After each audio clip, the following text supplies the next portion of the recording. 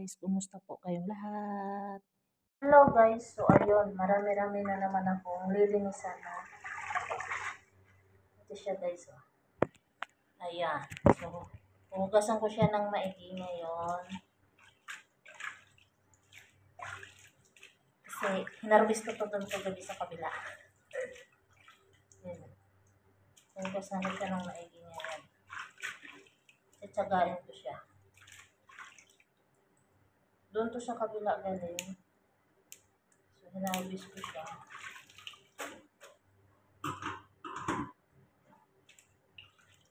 Hugasan ko lang siya ng maigi. Kagabi ito guys, habang nandoon kami, hinihintay ko yung amo ko na matwede.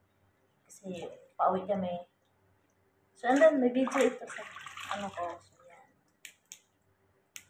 Papatayin na kasi ito doon. Kasi yung pinagtataniman nito, yung tinubuan nito is tatayuan na siya ng bahay. Well, hindi naman bahay. Ano na siya? Tatayuan naman siya ng tulugo. Yung tulugan ng tuluyan ng tirahan ng mga driver dun sa kabila. So, ito. Dito ko lang to natutunan kainin at dito ko lang rin to nalaman na ginagulay ito. Ang tawag daw dyan ay amuro. Diba? Nakalimutan ko na, nabubuloy. So, ito. Ito siya guys. Ilang beses na ako magluto nito. Halo ako siya ng dried hipon kasi may dried hipon ako na binili nung nakaraan. Tapos naiwan ko lang doon sa kabila. So, kinuha ko kahapon. Sabi ko sa kasama ko doon kahapon, kunin ko na lang. Yung amoy niya, parang amoy ng alugbati guys. So, ayan siya. Linisan ko lang siya ng maigi kasi medyo mabuhangin talaga siya. Sinarbus ko lang talaga ito kagabi. Alam niyo yun, yung tipong binunot lang namin kagabi. Hindi ko alam ba't napagtripan. Actually, matagal ko na itong planong gulayin ulit. Kasi mo, yung kaibigan ko doon, yung kasamahan ko doon. Sabi ko, gulayin na natin. Ayan. May ulam pa tayo ate, may isda pa tayo. Sabi ko, gusto ko ng gulay. Sabi niya, ate, saka na. Kagabi, nawala sa isip ko, nagpitasin ako. Tapos sabi niya sa akin kagabi, pagtapos namin tapon ng basura, sabi niya, ate, gulayin na natin to. Sabi niya, gano'n. Kasi sabi niya, papatayin lang rin naman to kasi tatayuan na ng bahay yung pinagtutubuan nito. Sabi niya, sige, papaano kain ka na naman, sabi ko makakain kasi uuwi kami, sabi ko. Okay lang ate, magulay na lang ako. Actually, mayroon pa doon. Ano ito siya guys, gisahin ko lang siya. Ngayon lalagyan ko siya. Hindi ko alam kung magluluto ako ngayon ito o bukas. Basta lilinisan ko lang siya ngayon kasi bago ko siya pasok sa head. Lilinisan ko lang siya ng maigi. Tawa-tawa pa kami nito habang kumukuha kami kasi puro kami talukuhan. Yung nakuha ng kasamahan ko ang papaya tapos yung nakuha ko ang tataba. Sabi niya sa akin, ate, ba't ang tataba ng nakuha? Kasaway. Yun lang. Ito, ang aking magiging ulam for today's. Ayan siya. Ang amoy ng tangkay niya, alam niyo yung amoy ng alugbati. Parang ganun siya. Diyan daw ito sa Pinas is pinapakain lang. Tapos, actually sa amin talaga to, sa akin to noon. Marami ito sa paligid ng bahay ko noon. Ng bahay namin noon. So, ang ginagawa ko is binubunot ko lang. Kasi malay ko naman ba kung pinakain.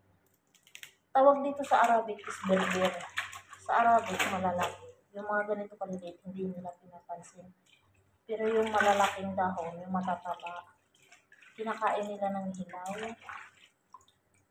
Lalo na yung tatay ng amo kong babae, kinakain na ng hilaw. So ito, lilinisan ko lang, ilalagay ko, ipapatuyo ko, ilalagay ko sa plastic, tapos ilalagay ko sa ref para naman nang sa ganon matagal siyang malagtak.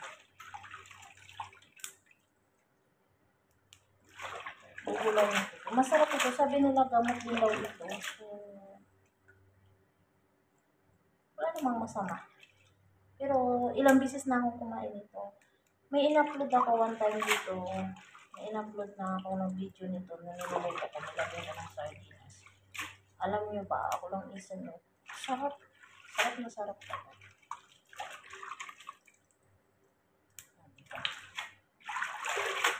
Papipiliin niyo ako guys. Gulay, isda, karne. Sa gulay ako. Pipiliin at pipiliin pa rin yung gulay.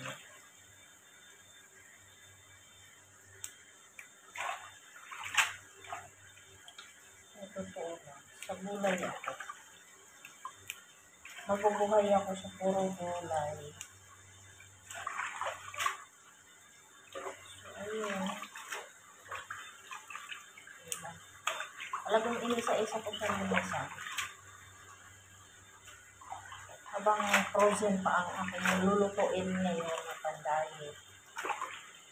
So, ayan.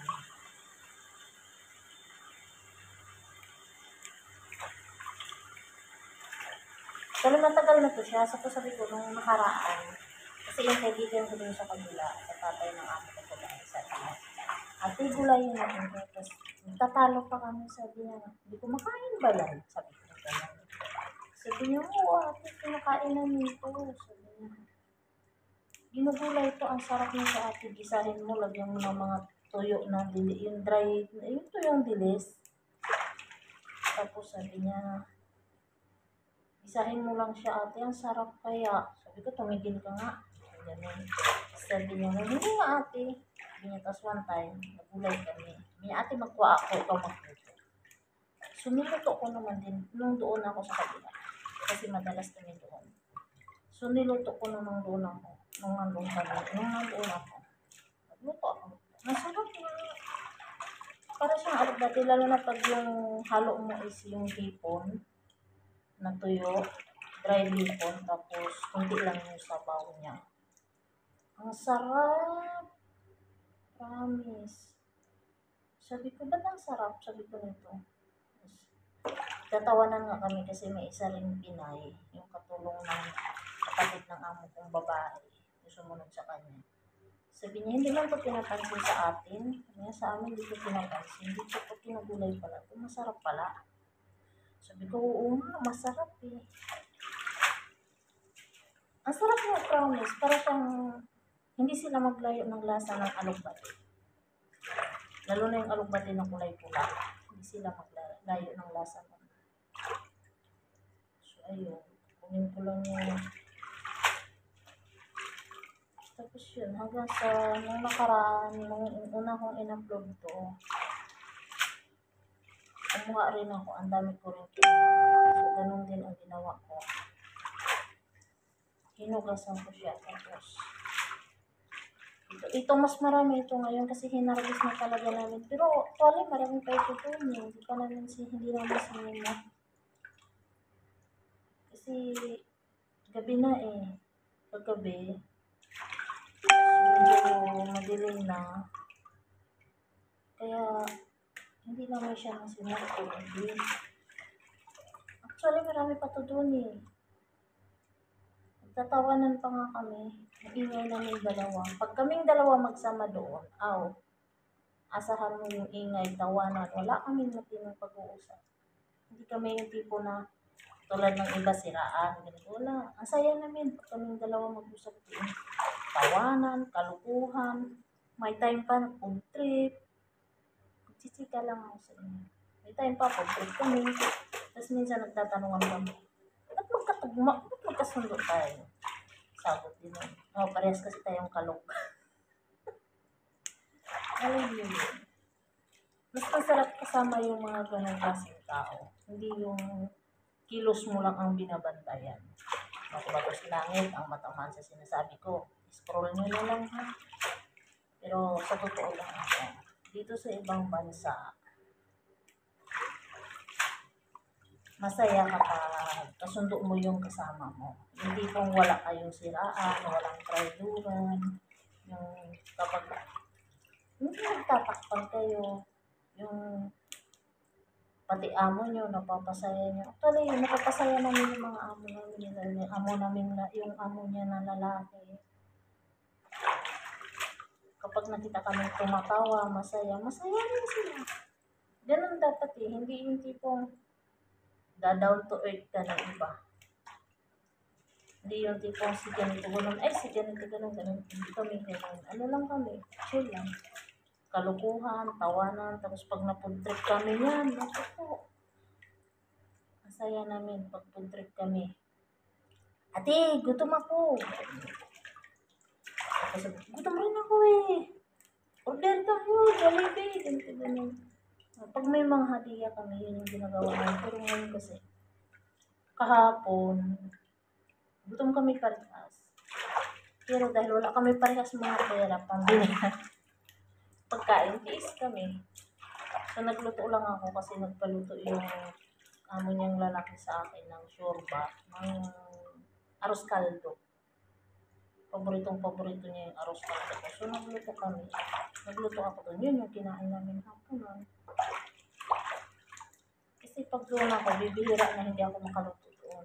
Minsan, pag may seafood, sample pag nagbili si tatay ng seafood, yung paano ng basura ng plastic. Tatay Hamad, pag nagbili ng seafood, minsan ako nagaluto. So, ito, tatapon ko na pa.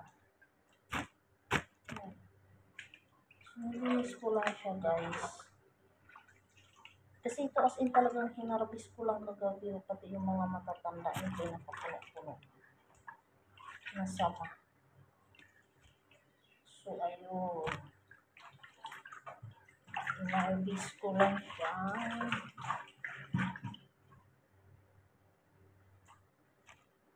May saluyot pa, oh. May saluyot akong dalawa, tatlong puno doon na maliliit. Ginanin ko. Actually, dati maraming saluyot doon.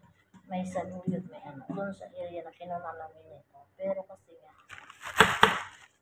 pinatay na nila kasi patayuan nila ng bahay ng mga lalaki. Bahay ng mga driver. Yung pinagtutubuan nito. Kaya yun. Nung naabutan ko doon is, nung dumating ako, may mga saluyot, may mga rose. Talagang may gardener sila. Ngayon, wala na. Okay.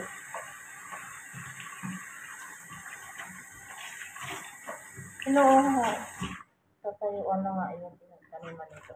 So, ito guys, sinuhugasan ko siya ng 3 times to 4 times. So, ngayon, huhugasan ko siya ng 4 times. Bago ko siya papatuyuin, tapos ilalagay ko.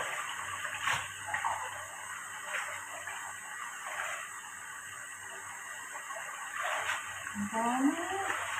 Pero pag nalito mo ito, kung ilang ko. Hindi ko alam kung kakain ito yung kasama ko dito na nurse, yung bantay ng alaga. Hindi ko alam kung kakain siya dito.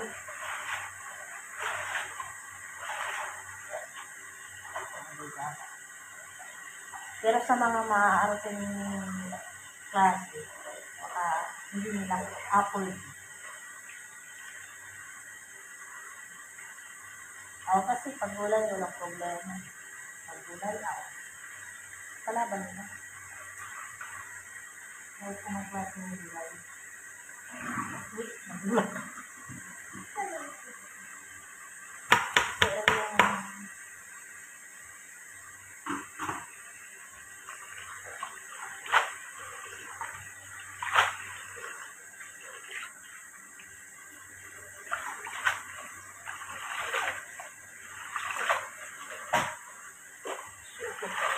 Dalawang hugas na siya. Uwi. Sabi, pangat ko na siya sa kabila. Para talagang simot na simot. Mabuhangin kasi.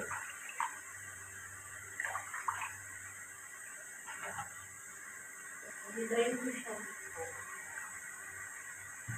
Kasi mag-prepare ako ng manok. na pang-lunch nila.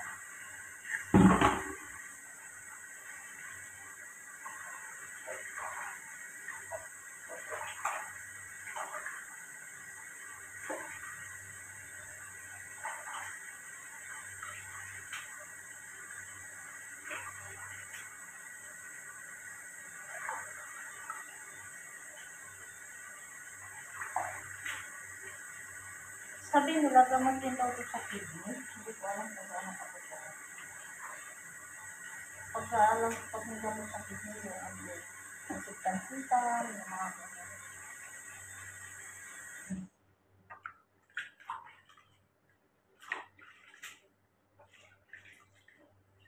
I-drain ko lang siya hanggang sa mawala yung tubig. Tapos ilalagay ko siya sa sinupig. Ilalagay ko sa ref.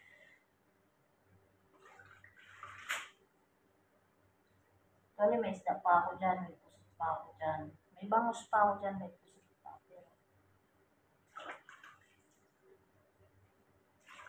Sa bangus kasi hindi ako masyadong kumakain ng bangus. May kangkong pa nga pala ito yung pinabili ko sa bangus.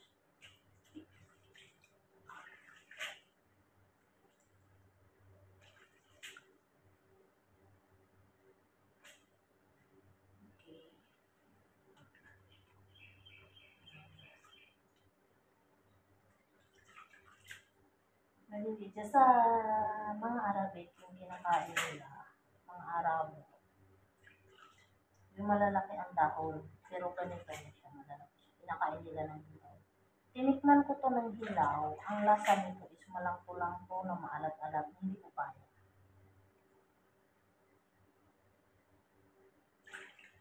Hindi ko siya kayang kainin ng hilaw, pero yung mga Arabic gusto nito yung mga hilaw. Naayos ko siya guys, malasig na. At saka parang malinis ako sa isa ko talaga.